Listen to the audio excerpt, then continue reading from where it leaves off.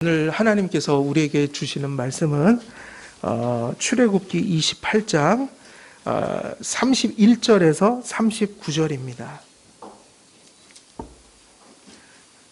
출애굽기 28장 31절에서 39절 말씀입니다. 제가 봉독해 드리도록 하겠습니다. 너는 에봇 받침 겉옷을 전부 청색으로 하되 두 어깨 사이에 머리 들어갈 구멍을 내고 그 주위에 갑옷 깃같이 깃을 짜서 찢어지지 않게 하고 그 옷 가장자리로 돌아가며 청색, 자색, 홍색 실로 석류를 수놓고 금방울을 간격을 두고 달되 그 옷 가장자리로 돌아가며 한 금 방울 또 한 석류 또 한 금방울 한 석류가 있게 하라. 아론이 입고 여호와를 섬기러 성소에 들어갈 때와 성소에서 나올 때에 그 소리가 들릴 것이라. 그리하면 그가 죽지 아니하리라. 너는 또 순금으로 패를 만들어 도장을 새기는 법으로 그 위에 새기되 여호와께 성결이라고 하고 그 패를 청색끈으로 관 위에 매되 곧 관 전면에 있게 하라. 이 패를 아론의 이마에 두어 그가 이스라엘 자손이 거룩하게 드리는 성물과 관련된 죄책을 담당하게 하라. 그 패가 아론의 이마에 늘 있으므로 그 성물을 여호와께서 받으시게 되리라. 너는 가는 배실로 반포 속옷을 짜고 가는 배실로 관을 만들고 띠를 수놓아 만들지니라. 아멘. 예, 오늘은 저희들이 31절부터 39절 이제 또 새로운 본문으로 또 들어가게 됩니다. 그래서 우리가 지난 시간에는 에봇과 또 그에 딸린 장신구 중에 다룬 것들이 기억나시죠? 변대에 부착된 보석, 그죠? 그리고 이제 또 뭘 다루었죠? 판결, 흉패, 그리고 그 안에 있던 우림과 둠밈이에요.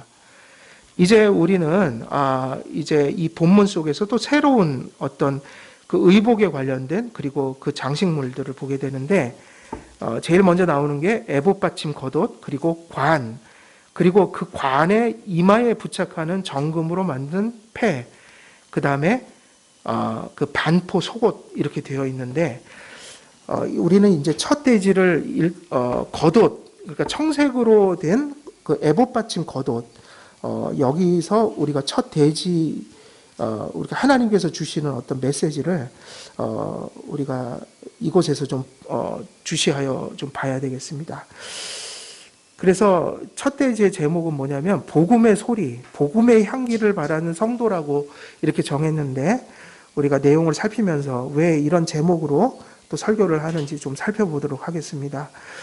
겉옷은 의복, 겉옷, 외투라는 뜻을 가지고 있는 단어입니다. 그래서 요세푸스는 이 옷이 발목까지 내려와서 온몸을 덮는 원피스 모양을 하고 있다고 전하고 있어요. 이 옷이 발목까지 내려와 있다. 물론 다른 의견도 있는데 어떤 이는 무릎까지 내려온다고 추측하는 사람들도 있습니다. 늘 말씀드리지만 정확한 모양은 사실은 알 수가 없죠. 성경이 허락한 것 안에서 우리가 추측할 뿐입니다. 그래서 한글 개역 성경에는, 개역 개정역에는 에봇 받침 겉옷이라고 되어 있는데 에봇 받침 겉옷이라고 쓰여 있으니 이 뜻은 무슨 뜻이죠? 받침이라는 말을 썼어요. 그 이유는 이 겉옷이 에봇 속에 받쳐 입었기 때문인 거죠. 그러니까는 에봇이 이렇게 밖에 흉패를 단 그죠? 소위 말하면 앞치마 비슷한 그런 것들인데 그 속에 입는 옷이 무엇이에요? 그 속에? 그것이 겉옷이죠. 그죠? 그래서 받침, 에봇 받침 겉옷이란 말을 쓴 것은 겉옷에 받쳐서 에봇을 입었다 이런 뜻인 거예요. 그래서 현대인의 성경에서도 뭐라고 얘기했냐면 현대인의 성경은 더 의역을 했어요. 에봇 속에 받쳐 입는 겉옷이라고 표현을 했습니다. 그래서 그 받침은 원래 원어에는 없는 단어예요. 그러니까 받침, 그렇게 개정역에는 있는데 받침이라는 단어가 원어에는 없다. 그러니까 의역을 한 거죠. 예. 에봇 받침 겉옷에는 소매가 없었다. 지금 우리 주보에는 소매가 있나요? 없나요? 있죠? 이건 잘못 그렸나 봐요. 여기서 이렇게, 그러니까 소위 말 우리 나시티 같은 그런 식으로 여기서 이렇게 나오는 거지, 소매는 없었다고 그래요. 그래서 소매가 없었고, 그래 양옆으로 팔을 넣을 수 있도록 구멍이 뚫려져 있었다. 근데 이 옷은 통으로 되어 있는 거예요. 그러니까 바느질해서 이렇게 만든 옷이 아니라 통으로. 근데 통으로 되어 있으니 어떻게 입었겠어요? 구멍을 뚫었겠죠. 예. 그래서 머리가 들어갈 꼭대기에다 구멍을 뚫고 또 팔이 들어갈 곳에 구멍을 뚫고, 그래서 일종의 것을 뒤집어 쓰는 듯이 옷을 입는 것이죠. 근데 그 머리를 집어넣는 구멍은 사실은 자주 이렇게 쓰다 보면은 잘 찢어지는, 그리고 또 헤어지는 부분이기 때문에 거기다가 무엇을 달라고 그랬어요?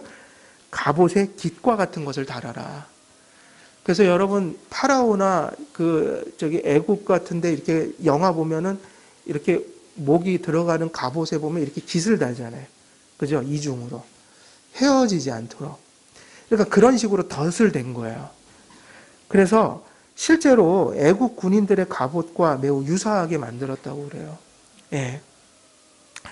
그리고 이 겉옷이 청색을 하고 있다. 그래서 청색은 보통 이제 하늘, 그죠? 좀 초월적인 기원, 하늘의 영광, 뭐 신적 기원 이런 것들을 표현하고 있으니 청색은 특별히 그러한 의미들을 좀 가지고 있는데 대제사장직의 어떤 그러한 성스러움을 표현하고자 했겠죠.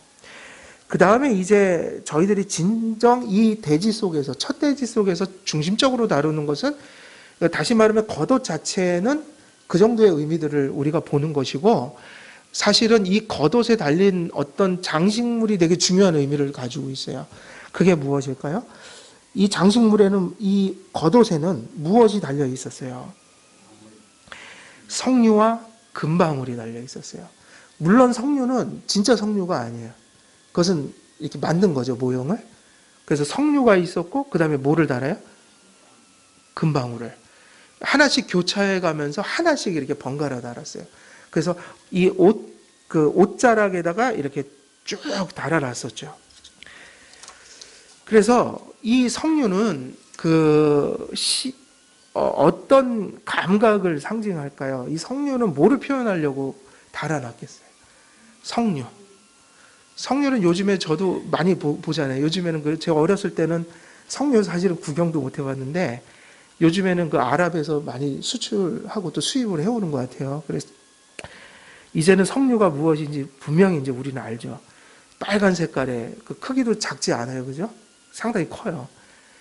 근데 그 석류가 어떤 감각을 자극하냐면 시각과 후각이겠죠. 시각은 어떤 거예요? 빨갛고 탐스럽고 뭐 그런. 그리고 후각도 자극합니다. 이 석류에는 뭐가 있어요? 향이 있겠죠. 그리고 미각. 먹으면 달콤하고 새콤하고. 그래서 이런 시각, 후각, 미각을 자극하는 상징물이에요. 그러니까 다른 걸 표현하려고 하는 게 아니라 석류가 가지고 있는 그 아름다운 자태, 그리고 석류에서 나오는 향, 그리고 그것이 가진 맛, 이런 것들이 상징되고 있다. 그 다음에 방울은 무엇을 자극하는 거겠어요? 당연히 청각이죠. 방울은 기능이 하나밖에 없어요. 소리를 내는 거죠. 소리를 내는 게 역할이에요. 그러니까는 소리와 관련된 어떤 것을 상징한다고 볼 수 있겠죠. 그래서 각각의 상징물이 의미하는 바에 차이가 있지만 사실은 두 상징물은 동일한 것을 같이 가리키고 있어요. 주석가들을 보게 되면. 그래서 석류의 빛깔, 또 그 향기, 그리고 그것의 일종의 미각, 그리고 또 석류가 참 하나가 더 중요한 게 있어요. 석류에는 뭐가 들어있어요? 뭐 요즘에는 뭐 여성분들한테 좋다고 많이 하는데, 그죠? 근데 석류에는 자양분이 많단 말이에요. 영양분이 있다. 이런 거의 대표적인 과일이에요. 그러니까 석류와, 그리고 딸랑딸랑 소리를 내면서 계속해서 그 소리로 우리의 이 청각을 자극하는 그 상징물들이 사실은 여러 가지 이런 물질, 이런 석류와 방울의 특징들을 가지고 무언가를 지시하고 있는데, 그러나 이 두 가지는 차이가 있으면서도 동일한 것을 가리키고 있다. 그게 뭐냐면 그것은 복음이에요. 하나님의 말씀이에요. 구약 백성들은 이 하나님의 복음과 말씀을 어떤 단어로 표현했겠어요? 어떤 단어로 표현하겠어요?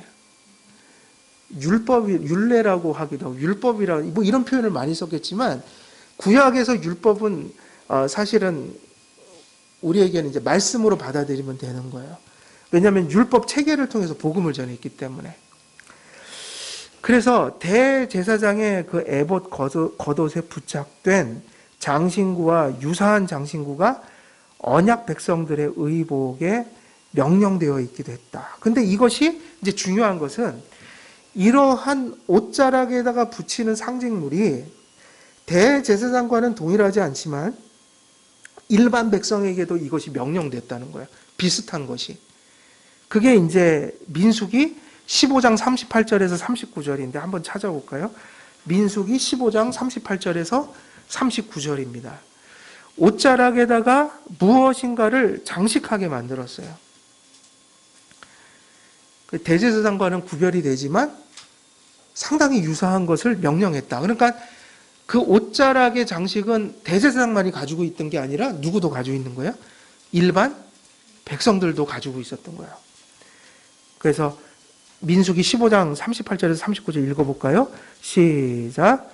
이스라엘 자손에게 명령하여 대대로 그들의 옷단귀에 술을 만들고 청색 끈을 그 귀의 술에 더하라. 이 술은 너희가 보고 여호와의 모든 계명을 기억하여 준행하고 너희를 방종하게 하는 자신의 마음과 눈의 욕심을 따라 음행하지 않게 하기 위함이라. 무엇을 기억하게 하는 게, 그러니까 뒤에 있는 건 결론들이고 효과고, 그죠? 앞에 있는 게 방종하는 것을 막고 우리의 마음과 눈의 욕심을 따라 음행하는 것을 막겠다. 그러니까 무엇을 기억하는 게 핵심인 거예요? 모든 계명을 기억하여. 그러니까 이 옷자락에 달린 술은 결국은 청색끈은 무엇을 계속 기억하라고 상징하게 만드신 거예요? 하나님의 계명. 그러니까 오늘 우리가 좀 더 그걸 확장해서 말씀하는 말씀인 거죠. 말씀을 기억하게 하기 위한 것이었어요. 그런데 이런 백성들에게 이렇게 명령한 것이 대제사장에게는 더욱더 구체적이고 또 아름다운 모습들로 더 거룩한 모습으로 표현되어 있다. 의복 아랫자락 주위의 장신구는 대제사장들에게만 명령하신 것이 아니었습니다. 하나님께서는 일반 백성들의 옷단귀에 술을 만들고 청색끈을 달게 하셨어요. 이 말씀이 기록된 본문에는 그 장식들이 무엇을 의미하는지가 이렇게 암시적인 게 아니라 명시적으로 표현이 잘 되어 있어요. 그래서 우리가 읽은 이 본문에는 옷단에 그 달린 술이 여호와의 계명을 기억하고 준행하고 방종과 욕심을 따른 음행을 막기 위한 상징물이라고 명시적으로 언급이 되어 있는 거예요. 이스라엘 백성의 옷단에 달린 장식은 결국 하나님의 말씀을 계속해서 생각하게 만드신 거예요. 사실 이 말씀대로 하면 구체적인 거예요. 너희들 옷자락에다가 술을 달고 거기다가 청색 끈을 달아. 그러면서 알려주셨죠. 그거 볼 때마다 뭘 생각해? 계명을 생각해야 되는 거야. 그래서 그 계명을 생각해서 너희들이 유혹이라고 할 때 이겨야 돼. 그리고 하나님께 순종해야 돼. 이렇게 얘기를 한 거야. 따라서 카일 델리치도 이렇게 주석을 했어요. 우리가 하나님의 말씀과 증거에 대한 암시를 대제사장의 겉옷단에 붙어있는 성류와 방울에서 찾아야만 할 것이다. 성류와 방울은 결국 뭐를 의미한다고요?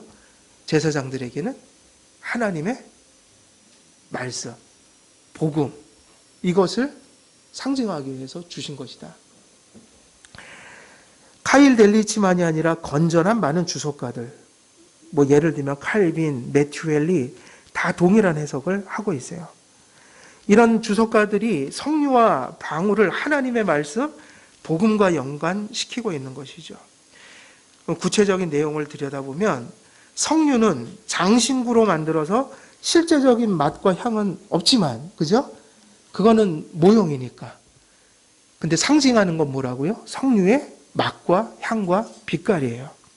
석류가 상징하는 바는 바로 맛과 향으로 가득한 그 어떤 것을 상징하고 있는데, 그것은 육체적인 감각이 아니라 조나단 에드워즈가 잘 쓰는 단어가 있어요. 영적 미각.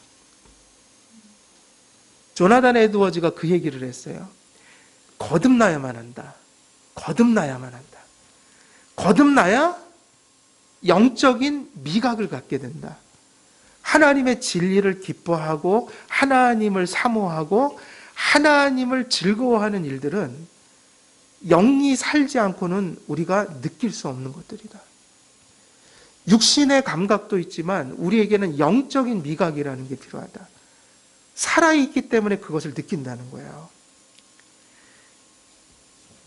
상쾌한 석류는 향을 지녔고 달콤한 주스의 재료이고 맛있는 알맹이에는 몸에 유익한 자양분들이 가득 차 있어요. 석류는 포도, 무화과와 더불어서 이스라엘 정탐꾼들이 가져온 열매 중에 하나였어요. 이것도 되게 중요해요. 왜 하필이면 과일들 중에 석류였을까? 왜 석류였을까? 근데 석류는 되게 의미심장한 거예요. 민수기 13장 23절을 한 번 더 찾아볼까요? 민수기 13장 23절.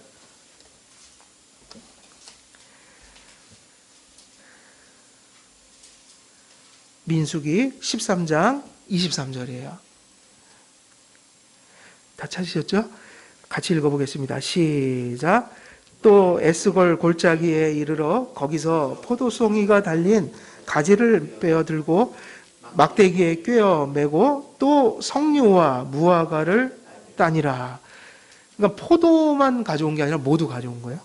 석류와 무화과도 약속의 땅에 있는 하나님이 약속한 그 증거를, 그것이 젖과 꿀이 흐르는 땅이라는 것을 증명하기 위해서 정탐꾼들이 가져왔던 열매 중에 세 가지가 뭐냐면 포도, 무화과, 그 중에 뭐예요? 그 중에 바로 석류가 들어있었어요. 그러니까 결국 석류라는 것은, 무화과라는 것은, 포도송이라는 것은 무엇을 얘기하기 위한 거예요? 정탐꾼들이 왜 그 세 가지를 따온 거예요? 저 땅에 들어가면 이렇게 풍요로운 것이, 이렇게 좋은 것이 넘쳐나더라. 하나님이 약속하신 약속의 땅에 대한 증거물로 가져온 거라고요. 정탐꾼들이. 그래서 석류는 약속의 땅의 풍성함과 비옥함을 입증하는 열매로 표현이 되었어요. 석류가 지닌 아름다운 자태, 빛깔, 그리고 맛과 향은 말씀을 상징하기에 손색이 없는 열매였어요. 왜? 약속의 땅에 하나님의 말씀으로 약속하신 그 일이 구약 백성들에게는 어디서 이루어진 거예요? 구약 백성들에게는 아브라함에게 약속한 것이 가나안 땅에서 이루어진 거잖아요. 그들에게는. 그죠? 우리에겐 또 예표지만. 그러니 그 땅에서 가나안 땅에 그들이 입성한다는 것은 누구의 말씀이 성취되는 거예요? 하나님의 말씀이, 약속이.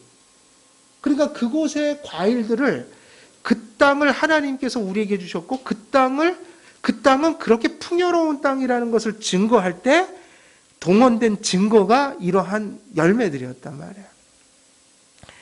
하나님께서 말씀으로 언약을 맺으셨고, 이게 중요하죠?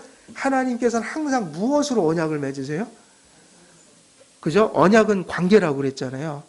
근데 어떻게 관계를 맺으세요? 하나님이 말씀을 들려주심으로, 당신을 알려주심으로 인격적으로 하나님을 알고 반응하게 만든단 말이에요. 하나님께서는 말씀으로 언약을 맺으셔요. 그리고 반대로 언약의 약속은 무엇을 통해서 주어지는 거죠? 약속은 언약을 말씀으로 맺는데 또 언약의 약속이라는 것 자체가 무엇을 통해서 또 주어지는 거예요? 하나님의 말씀이에요. 결국 언약의 성취라는 것은 무엇의 성취인 거예요? 말씀의 성취인 거예요. 사실은 그래서 가장 중요한 것은 이스라엘 백성들이 그 당시에 구약시대 때는 그런 말을 계속 쓰는 거예요. 하나님의 율법, 하나님의 규례, 하나님의 말씀으로 돌아가자. 언약의 말씀으로 돌아가자. 율법이라는 말을 왜 썼냐면 그 당시엔 율법 체계 안에서 복음을 전했으니까.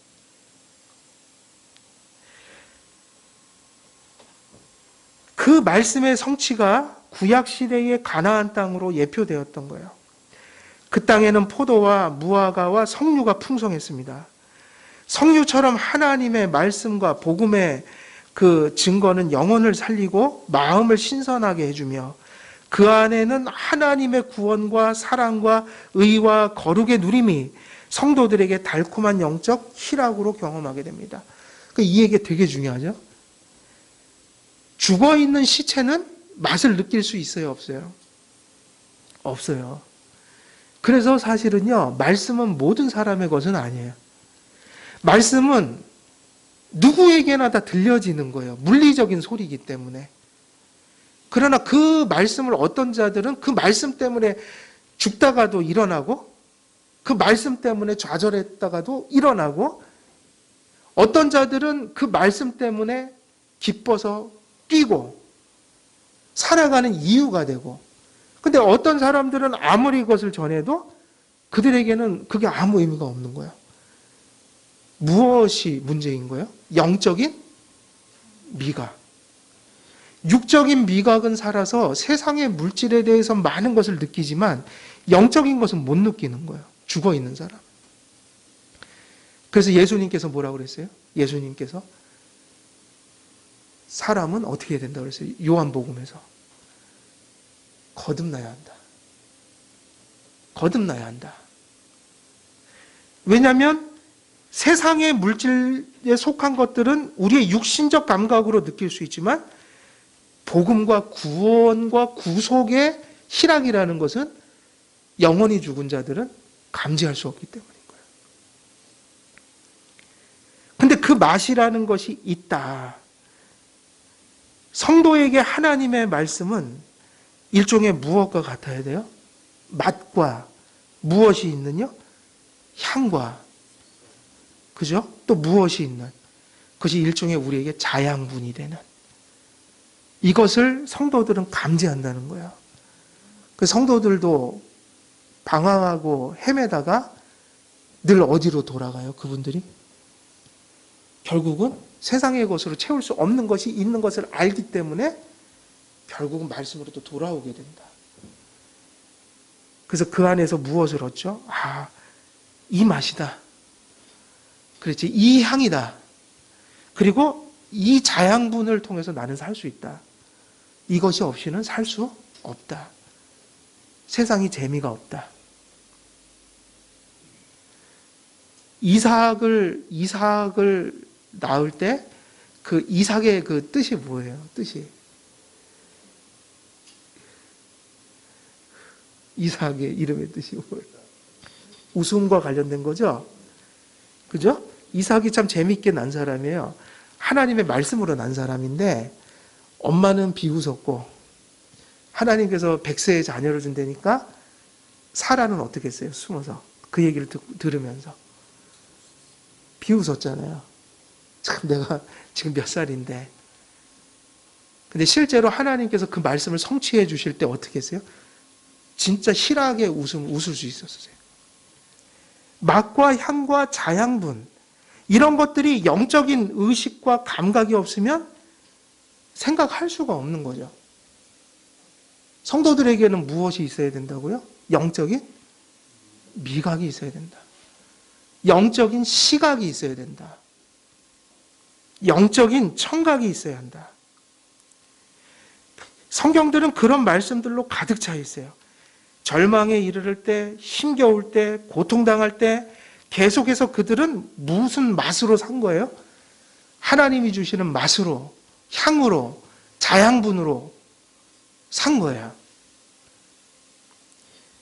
여호와의 교훈은 정직하여 마음을 기쁘게 하고, 마음을 어떻게 한다고 그랬죠? 여호와의 교훈은 정직하여 무엇을 기쁘게 한다고요? 마음을 기쁘게 하고 여호와의 계명은 순결하여 눈을 밝게 하시도다. 여호와를 경외하는 도는 정결하여 영원까지 이르고 여호와의 법도 진실하여 다 의로우니 금 곧 많은 순금보다 더 사모할 것이며, 심지어는 이렇게 감각적으로 표현했어요. 꿀과 송이꿀보다 더 달도다. 이것 때문에 그리스도인들은 사는 거예요.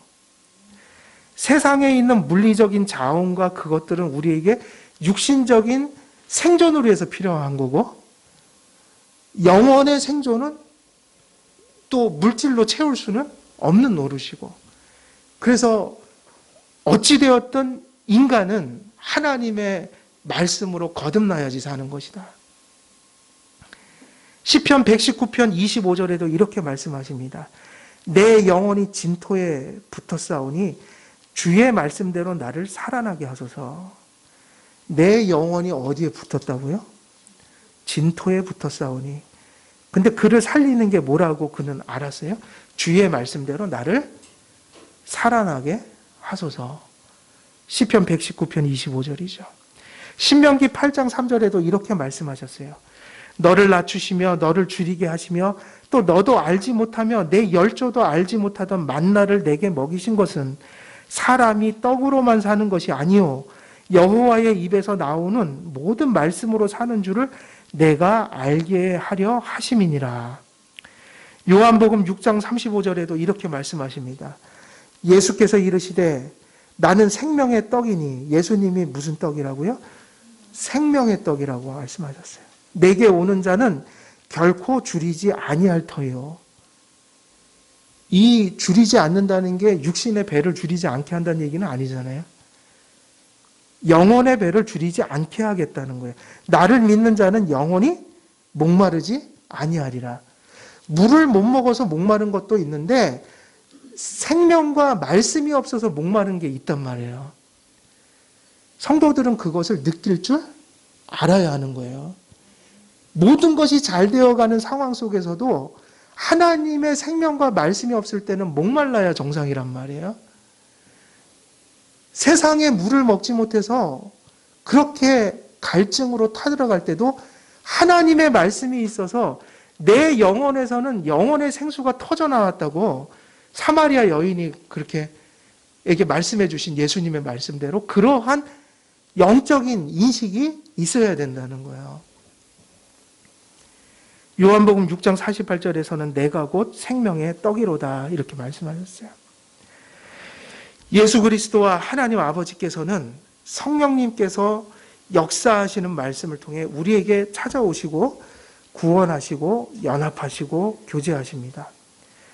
하나님은 어떤 분이십니까? 하나님께서는 언제나 계시를 통해서 우리에게 찾아오시는 분이에요. 참 이런 오늘날 그 성경론이 좀 이런 부분을 많이 좀 지적해 줬으면 하는 마음이 있어요. 바람이. 하나님과 말씀의 관계가 어떤 것인가? 하나님과 그분의 계시의 관계가 어떤 것인가? 사실은 하나님의 인격은 계시를 통하지 않고는 우리에게 오질 않아요. 그죠? 많은 사람들이 그것을 놓치는 바람에 하나님을 육신적 감각으로 파악하려고 했어요. 현상으로. 그래서 교회들이 날마다 모여갖고 현상을 추구하는 거예요. 하도 그런 게 목마르니까 심지어 자빠지면 거기에 하나님이 계시다고 그러고.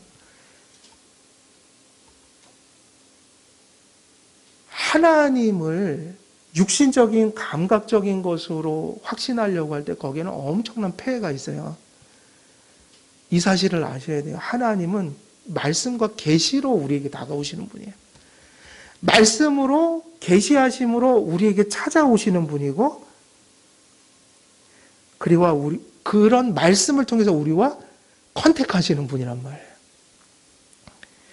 그래서 그 말씀을 통해서 한 사람과 인격적인 하나님이 뭐를 이루어서 릴레이션십을 이루시는 거예요. 이건 신비예요. 그걸 어떻게 표현할 수가 없어요. 그건 경험해야 하지 않은 거예요.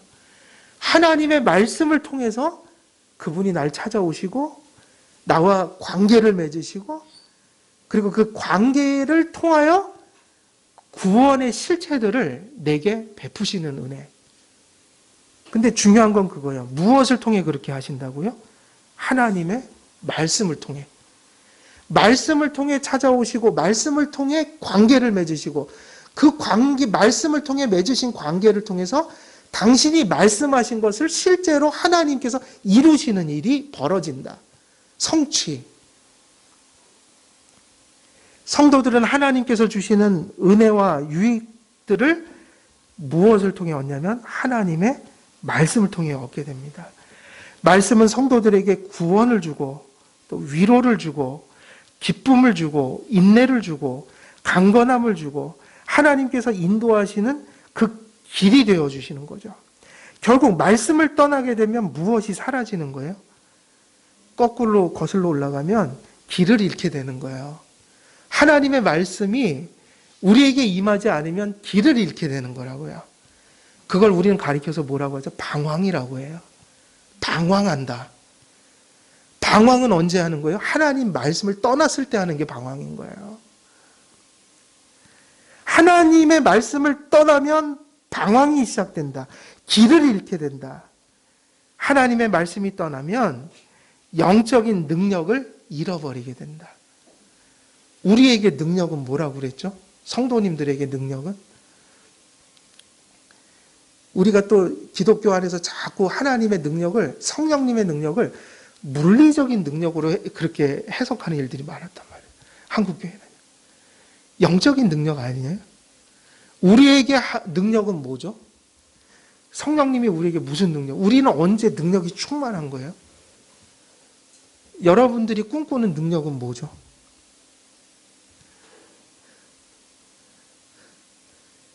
예수님 믿으면 코로나가 비껴가나요? 여러분도 그렇게 생각하세요? 지금 크리스찬 중에는 코로나 걸린 사람이 없을까요? 우리도 똑같이 세상 사람들과 공통의 고통을 당하고 있는 거예요. 이해되시죠? 무슨 얘기인지. 능력은 그런 게 아니라고요. 버스가 여행 가다가 뒤집어져 버렸어요. 크리스찬들만 살고 안 믿는 분들은 그러나요? 그 고통은 함께 짊어지는 있을 수 있는 보편성들이에요.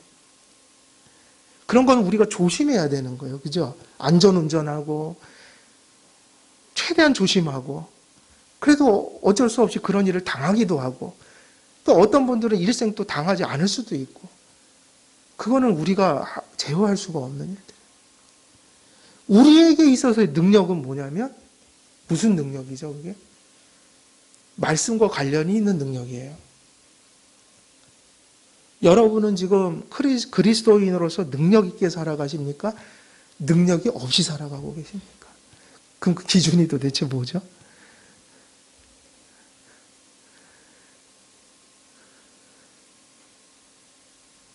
뭘까요? 도대체 능력이.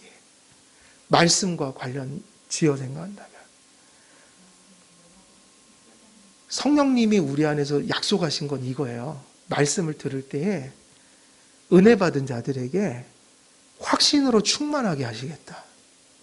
여러분들이 신앙의 힘은 어디서 오는 거죠, 도대체? 여러분, 목에다 칼을 들이대도 나는 그냥 죽겠습니다 하고 죽는 그런 순교의 그런 그 모습들이 무슨 힘으로 나오는 거예요? 확신 때문인 거죠. 말씀을 확신하면 가는 거고, 확신이 안 되면 버리지 않겠어요, 주님을? 어떻게 그 목에다 칼을 들이대는데 너 그래도 예수 믿을래 하면 저에게는 그래도 퀴리오스는 주님밖에 없거든요. 차라리 죽이셔. 나는 주님 배반은 못합니다. 이거는 능력이에요. 그걸 능력이라고 하는 거예요. 근데 어디서 오는 거죠? 그런 사람들은 말씀을 들을 때 확신이 있는 거라고요. 하나님의 말씀이라는 확신이 있는 거예요. 그 확신을 누가 주실 수 있는 거예요? 성령님이요. 확신의 능력이에요. 그래서 우리가 신앙생활에 있어서 그러니까 물리적인 능력이 아니라 영적인 능력이라는 것은 말씀이 확신될 때 일어나는 그 결과들인 거예요. 그 성령님이 우리에게 확신을 주실 때 성령의 권능이 임했다고 하는 거예요. 말씀을 분명하게 강건하게 믿는 게 능력이에요. 그러면 더 나가면은 그걸 어떻게 표현하냐면 그걸 뭐라 그러냐면 외부로 그것이 향할 때 내 안에 그 확신이 반드시 밖으로 그 능력이 나타날 거 아니에요. 그러니까 영향력을 끼칠 거 아니에요. 그죠? 그럼 그걸 뭐라고 그러냐면 내가 확신이 있을 때 발생하는 게 그게 바로 증거예요. 그 증거가 뭐죠? 그리스도는 주님이시다를 세상에 확신 있게 전하는 거야. 말로 전하고 우리의 삶의 태도를 통해서 우리는 하나님을 인정한다는 걸 세상에 보여주는 것이라고요. 그게 무슨 능력이에요? 오직 성령이 너희에게 임하면 그랬죠. 어디서부터? 순서대로 하면 온 유대와 그리고 예루살렘과 그다음에 사마리아와 그다음에 땅끝까지 이르러 내 뭐가 되리라? 증인이 되리라. 그러니까는 사도행전 1장 8절은요. 오순절 사건을 가리키는 거란 말이에요. 본질이에요. 본질. 성령님의 본질. 근데 뭐라고 그랬냐면 오직 성령이 너희에게 임하면 근데 뭐가 나와요? 권능이 임하고 그죠? 근데 그 권능이 임하면 뭐가 되는 거예요? 증인이 된다. 근데 초대교회 때는 그 증인 된다는 것 자체가 뭐를 의미했어요? 예수를 내가 확신하고요.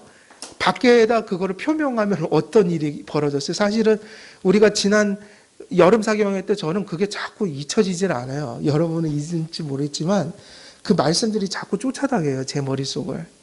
소아시아 7교회들. 우리는 거기서 끊임없이 봤잖아요. 증인이 된다는 것은 그건 뭐를 의미하는 거예요? 그 우상이 가득한 세속도시 속에서 크리스찬들이 죽어나갔단 말이에요. 왜 죽은 거예요? 증인이기 때문에. 퀴리오스가 하나라고 얘기했기 때문에 죽었어요. 왜냐하면 황제가 퀴리오스거든요. 거기는. 헬라 시대 때. 그죠? 로마 시대 때. 누가 퀴리오스라고요? 가이사. 황제가 퀴리오스예요. 근데 예수 믿는 사람들은 아니라고 했어요. 주인이 둘일 수 없다. 세속 통치자가 존재해요. 순복해야 돼요. 그러나 주 안에서 순복이에요. 그들은 퀴리오스라고 부르지 않았다고요. 하나님이 세우신 대리자들이지. 퀴리오스는 우리는 두 공동체가 있잖아요. 칼의 통치 국가, 영의 통치 교회. 그죠? 그럼에도 불구하고 퀴리오스는 한 명입니까? 두 명입니까? 한 분이세요. 그것 때문에 죽은 거예요. 황제도 퀴리오스라고 부르라고 했어요. 근데 우리는 그럴 수 없다고 그랬어요. 퀴리오스는 예수 그리스도 외에는 없다. 양심이 허락하는 안에서는 국가의 전적인 순종을 하지만 양심에 위배되는 행위가 왔을 때는 책임을 지고 죽는다. 그게 순교였단 말이에요. 능력은 뭐죠? 근데 그건 아무나 살 수 있는 삶이 아니에요. 뭐가 있는 사람이 그 서슬이 시퍼란 그런 상황 속에서 예수는 퀴리오스라고 고백할 수 있는 거예요? 무엇이 있어야, 확신이 있어야 그것을 할 수 있죠. 그 확신이 외부로는 뭐를 만드는 거예요? 증인을 만들어 버리는 거예요. 주인이 둘이다. 그러면 아니요, 한 분입니다. 그걸 세상 사람들에게 똑똑히 보여준 거예요. 그게 우리는 뭐라고 부르죠? 그것을 뭐라고 하면 권능이라고 하는 거예요. 하나님의 말씀을 확신하고 그 말씀을 증거할 수 있는 능력. 군에 가니까 참 갈등이 무지무지 많아요. 군에 가면은 일단 주일 성수도 자꾸 뭐라 하고 꼭 설날 되면은 제사상 차려놓고 절하라고 그러더라고요. 단체니까 거기서 이제 얘기를 할 수밖에 없는 거예요. 저는 기독교인이라 못한다고. 근데 사실은 그 분위기들이 좀 살벌해요, 그게. 왜냐하면 선택을 하게 하는 게 아니에요. 그냥 모여 해놓고선 제사상 앞에다 세워놔요. 그 절하라 그러니까 얼마나 여기가 쿵퉁쿵퉁 뛰어들겠어요. 여러분, 기독교인이 고사 돼지머리 놓고 절하면 되겠어요? 안 되겠어요? 당연히 안 되는 거죠. 근데 그때 흔들리는 건 왜 흔들리죠? 내 속에 확신이 부족하기 때문인 거예요. 아닌 거는 아니라고 얘기할 수 있는 것은 확신이 있기 때문에 그럴 수 있는 거예요. 그래서 무엇을 구해야 되면 성령의 권능을 구해야 돼요. 하나님의 말씀을 진짜 믿게 해주시옵소서. 진짜 믿고 그것이 진리이기 때문에 진리대로 세상, 그걸 반대하는 사람들 앞에서도 얘기할 수 있도록 하나님 도와주옵소서. 그 다음에 또 구할 게 있어요. 말만 하면 되겠어요? 또 우리는 부족하니 살 수 있는 힘을, 말씀대로 살 수 있는 힘을 주옵소서. 그러니까 우리가 살아가는 삶이라는 것 자체가 끊임없이 하나님의 그 양식을 먹고 자양분을 받아야지 살 수 있는 삶이라고요. 그래서 하나님께서 말씀 선포와 성례를 제정하신 거예요. 끊임없이 영의 양식을 공급하는 공적인 제도를 만드신 거예요. 지금 우리도 지금 이 상황들 때문에 성례를 집행을 좀 못하고 있잖아요. 참 기도를 해야 돼요. 빨리 이런 일들이 지나가도록. 말씀을 통해 그리스도와 연합하고 교제할 때 죄인은 살게 되고, 이제 중요한 게 이것이죠. 사람은 먹어야 살 것 아닙니까? 그죠? 육신도 먹지 못하면 죽는 거예요. 어쩔 수가 없어요. 죽어요. 근데 영혼도 먹지 않으면 힘을 잃고 말한다는 거예요. 죄인이 살기 위해서 말씀이 들려져야 돼요. 힘이 빠져버린 교회가, 성도들이 힘을 얻기 위해서는 새 힘을 얻어야 돼요. 그리고 빛을 잃어서 어디로 갈지도 모르고, 내가 하는 얘기가 무슨 얘기인지도 모르고, 자기가 행동하면서 그게 무슨 의미를 담고 있는지도 모르고 그냥 그렇게 향방 없이 살아가는 그 삶 속에서 길을 찾기 위해서 하나님의 빛이 필요하다. 따라서 칼빈은 이 본문을 주석하면서 이렇게 교훈하죠. 그에 따르면 거룩한 대제사장의 직분에 걸맞게 하나님께서는 의복에 무엇을 달게 하셨다? 성류를요. 그 뭐를 의미한다고요? 하나님의 말씀이요. 복음이 들려질 때, 복음을 받아들일 때 성도들은 맛을 느끼고 향을 느끼고 그 자양분을 통해서 힘을 얻게 된다. 아름다움과 향기로움을 표현하도록 그렇게 요구하셨다는 거예요. 언제나 잘 생각해 보세요. 그 대제사장들이, 그 사람들이 그냥 사람이잖아요. 그죠? 대제사장들이 사람이잖아요. 아론을 대제사장으로 세워놨는데 대제사장으로 세워놓자마자 무슨 짓을 했죠? 금송아지 만드는데 앞장을 섰어요. 사실은 그 아들 둘도 어떻게 됐죠? 나답과 아비후. 세우자마자 죽었어요. 다른 불을 들여갖고. 그게 인간인 거예요. 우리들도 똑같아요. 우리들도 그리스도인들이지만 아직 이 가슴 속에 뭐가 가득해요? 죄성이 가득해요, 우리 안에. 다시 말하면 추함과 악취가 진동하는 죄의 본성을 지닌 것이 인간의 보편성이라는 거예요. 이것은 구약의 대제사장도 사실은 철저히 적용되는 이야기인 거예요. 추함과 악취를 진동하는 죄의 본성을 지닌 타락한 인간일 뿐인 대제사장들은 하나님께서 명령하신 상징들과 또 예표로 무엇을 가리도록 만드신 거예요? 추함과 무엇을? 악취를. 추함을 없애기 위해서는 뭐를 걸쳐야 되는 거예요? 추함을 가리우기 위해서. 아름다운 것이 존재해야 되잖아요. 추한 것을 가리기 위해서. 성률은 그런 걸 의미하는 거예요. 악취가 나는 인간이기 때문에 무엇이 필요하죠? 향기가 필요한 거예요. 제가 어렸을 때 살던 곳이 중랑천 옆이었단 말이에요. 중랑천. 중랑천 아세요? 중랑천? 면목동 근처에 가면 상계동 뭐 이런데. 그때 거기가요, 최고 오염됐을 때가 제가 초등학교 때였어요. 완전히 그 산업화돼 갖고 최고로 오염돼 갖고요. 근데 애들이 또 놀 데가 없으면 거기 내려가서 놀아요. 그 더러운 곳에 가서. 그러다가 제가 겨울에 얼음 위로 올라갔다 깨져 갖고 발이 빠져 갖고요. 그 냄새가 진동하는데 와, 엄청나더라. 근데 어머니한테 혼날 거 아니에요. 왜 그 생각을 못 해요? 그냥 빨아달라고 하면 될 텐데 그게 혼날까 봐 어머니 화장품을 몰래 갖다가 거기다가 막 쏟아 부었어요. 냄새 없애려고. 근데 되게 그러니까 IQ가 모자르면 그래요. 그거 뿌린다고 되겠어요, 그게. 나중에 어머니 들어오시더니, 야, 이게 무슨 냄새냐. 너 빠졌냐? 그리고 그냥 빨아주시더라고. 혼도 안 내고. 괜히 겁먹어갖고 그랬는데. 근데 안 없어져요, 냄새가. 얼마나 지독한지 아시죠? 그 시궁창 냄새. 성류는 무엇을 의미한다고요? 향기. 무엇으로 덮이지 않고는 우리의 추함과 악취가 제거될 수가 없는 거예요. 그것은 복음이에요. 이는 우리에게도 마찬가지인 겁니다.